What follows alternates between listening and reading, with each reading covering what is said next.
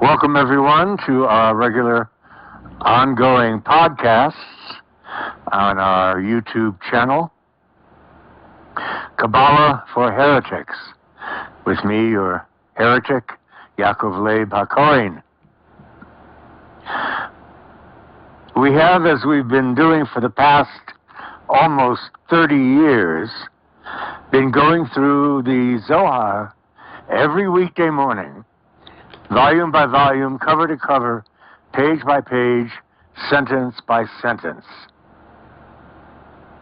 All of this, by the way, has been recorded so that we have, I think we have, the entire project recorded. We're in volume 4 now of the Zohar, coming very close to completing it. And we're in the book of Leviticus, Parsha Shemini. The Zohar has been discussing the good wine and the bad wine. Rabbi Yehuda and Rabbi Yitzchak were once going to Sepphoris, and with them was a youth leading an ass on which was a jar of honey. Said Rabbi Yehuda, let us discourse on the Torah as we go.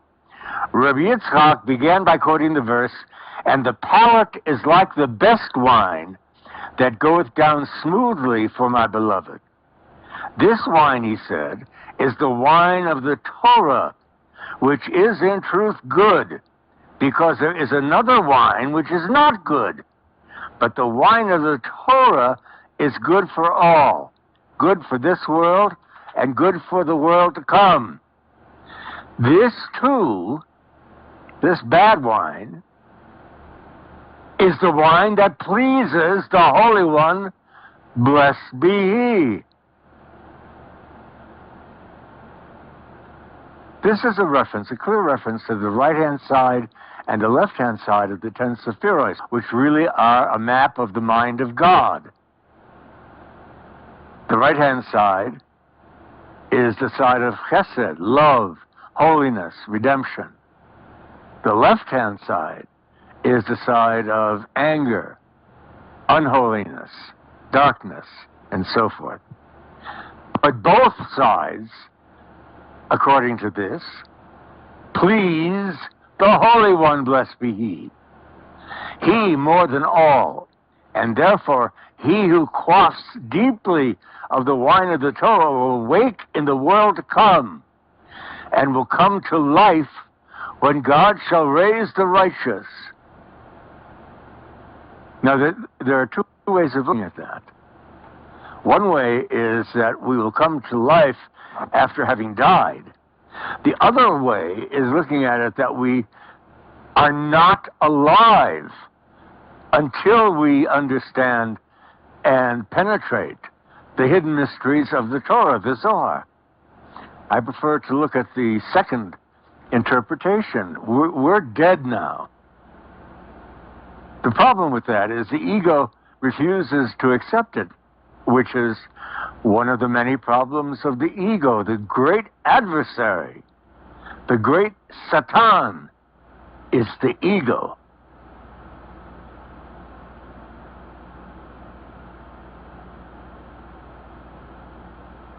And therefore, he who quaffs deeply of the wine of the Torah, this doesn't say whether it's just the good wine or the good wine and the bad wine, will awake in the world to come and will come to life when God shall raise the righteous. Until that moment, we are not alive. Not just because we're dead. Even when we are not dead, we are not alive. We will only come to life. We will only wake in the world to come and come to life when God shall raise the righteous. Now, notice something here again the ego doesn't like. When God shall raise the righteous. Just the righteous. Not everybody. Not everybody. There are those who are the righteous and there are those who are not. Who are the righteous, according to this? Those who have penetrated the depths and secrets of the mind of God through the study of Torah. Usually here refers to the oral Torah, the hidden Torah, and more specifically the Zohar. We are not alive right now, this moment. We think we're alive. The ego is telling you right now, who the hell is that old fart telling me I'm not alive? Well, I'm not telling you you're not alive. The Zohar is telling you you are not alive and will not come to life until God raises the righteous, that is, those who have penetrated the hidden mysteries and the true meaning of the Torah. Said Rabbi Yehuda, we have learnt that even in that world he will be able to study the Torah. As it is written, quote, he causeth to mutter the lips of the sleepers, unquote. This is a profound discussion. And it's dealing with consciousness. Consciousness is the essence of being alive. We are conscious. That's a very difficult word to deal with, because what does it mean? It means being awake, alert, and receptive to what stands before you, and accurately receptive. Accurately. That's consciousness. Let me give you an example of non-consciousness, a negative example of the opposite of what's being described here. I had a friend, and I have these glasses. I've had them for many, many years. And we were talking about glasses, and I said, well, I like my round glasses. And I was wearing them. And he got furious at me. He said, those glasses are not round. Do you understand the example I'm giving you? Would one call that person conscious? Yeah, to him they're not round. But there is an empirical truth. And he is unconscious of it. Because his ego, and let me tell you this is true, interferes and interceded with every single perception he had. Nothing was as it was unless it was as he thought it was. These are the unconscious people. Yishai, am I being clear?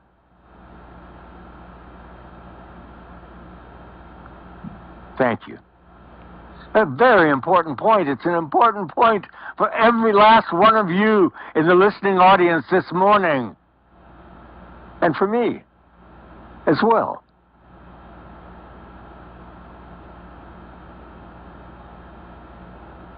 We've learned that even in that world he will be able to study the Torah, as it is written, he causeth to mutter the lips of the sleepers. The youth thereupon remarked. The youth thereupon remarked. He said, if it had been written, quote, thy palate is from the best wine, unquote, your explanation would have been correct. But it is written, quote, like the best wine, unquote. Notice he is giving an extremely arcane, Kabbalistic interpretation here. And it says, the two rabbis looked at him. And Rabbi Yehuda said, speak on, for your remark is a good one. Now, this has to do with consciousness. At least one of these two rabbis are conscious of this youth standing before them. Not just what he looks like, but who really is.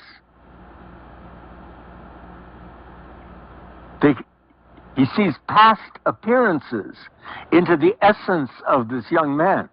who he would not have judged from his appearance and from his job and what he was doing to have been anything but an adult, an idiot.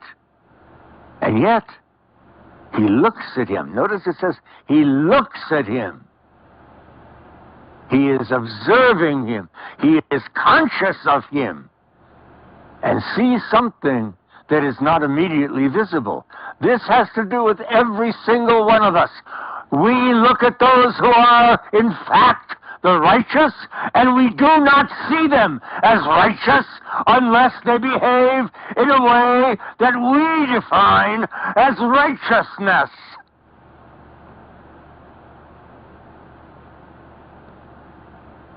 And from that come all the cliches. You can't tell a book by its cover and so forth, to reduce it to its mediocre essence.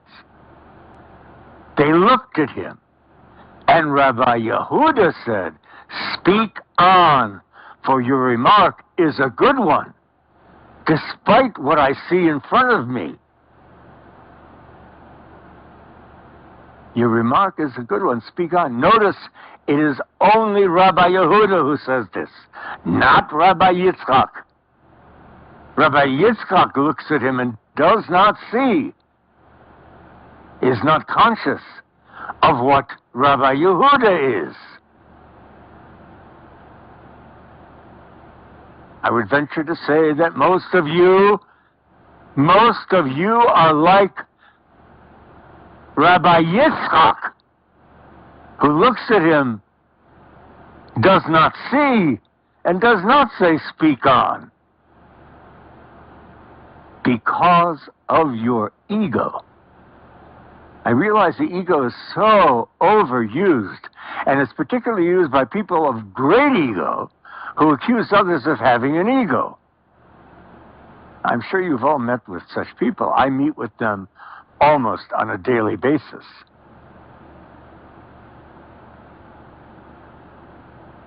So which one are you? Are you Yitzchak or are you Yehuda? I venture to say, most are Yitzchak. How dare you insult me in that way? Up, whoop, whoop. There he is, the adversary, the ego, the Satan, not hearing what is being said, but by being defensive about it before you even understand it. Those glasses are not round. How dare you say they're round?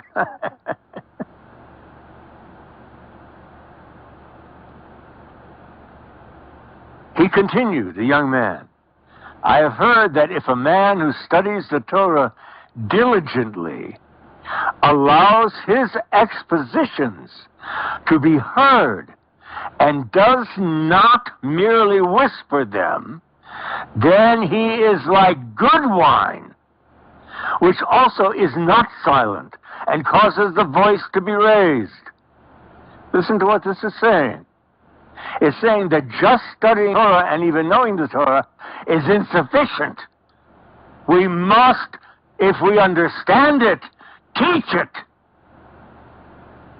If we understand it, truly. This is discussed in one way or another in many of the holy books of the Hebrews. If you know something, you have an obligation to teach it. If you know something, you have an obligation to teach it, and not by whispering it, but by exclaiming it, unafraid of how the Satan, the ego, is going to receive it. He continued, "I have heard that if a man who studies the Torah diligently allows his exposition to be heard, just like right now at this moment, I am giving an exposition of the Torah. If he allows his expositions to be heard and does not merely whisper them, then he is like good wine." But someone just whisper it because they're ashamed of knowing it. You're a damn know-it-all. Satan speaks. Satan speaks to those who know. Satan accuses them of being know-it-alls. Think about it. If you cannot see it in yourself, then think about it. You have surely seen it in others. I have further heard that this verse was addressed to the community of Israel in her praise. The community of Israel, not the children of Israel, not the tribe of Israel, but the community of Israel. That is to say, the house of Israel, in which both Jew and Gentile have come together as a single unity in which to expound God, not through any one religion. In the community of Israel, there is no Judaism. There is no Christianity. That is not what the children of Israel, that is not what the community of Israel is charged with.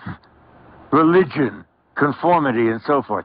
That is what the children of Israel, those who whisper the Torah, are doing. It is they who focus on the rituals and the doctrines and so forth of the Torah, and they're incorrect. And why are they focusing on that? Because they're the children of Israel. They must learn. Us Jews must learn not only how to read the Torah, but to hear the Torah, not the rules and regulations. Elsewhere, I believe it's volume 1, the Zohar says, "Cursed be he who sees in Torah only words and regulations, for he does not see the true Torah and will have no share in the world to come." So this that the young boy is discussing was being and is being addressed to the community of Israel, the single new man made whole in each of us and raised up back to God.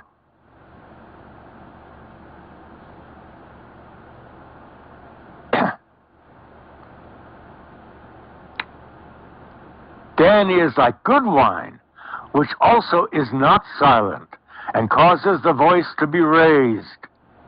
When he departs from this world, then, quote, "my beloved goeth straight forward."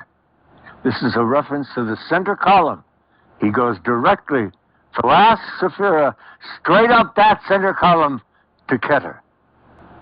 However, the Holy One does in truth praise the community of Israel thus, in response to her praises. Now that's difficult to deal with. God praises Israel only if Israel praises God. What kind of God is that?